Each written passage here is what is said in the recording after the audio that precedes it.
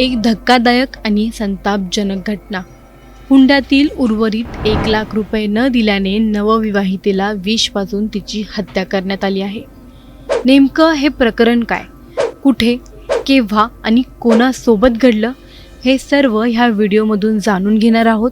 त्यामुळे व्हिडिओ शेवटपर्यंत नक्की पहा आणि टाइम्स नाऊच्या सर्व माध्यमांना सबस्क्राईब आणि फॉलो करायला विसरू नका.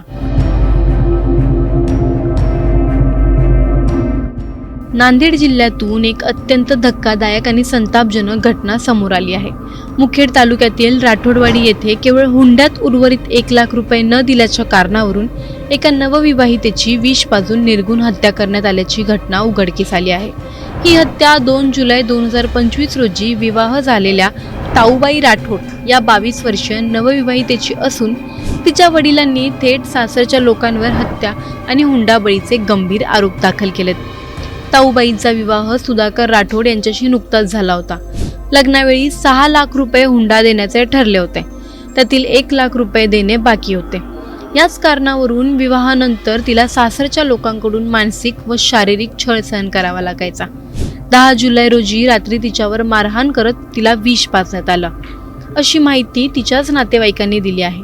तिला गंभीर अवस्थेत तातडीने रुग्णालयात दाखल करण्यात आलं. मात्र 13 जुलैच्या संध्याकाळी 6 वाजता तिचा मृत्यू झाला. ताऊबाईच्या वडिलांनी मुखेड पोलीस ठाण्यात तक्रार दाखल केली आहे.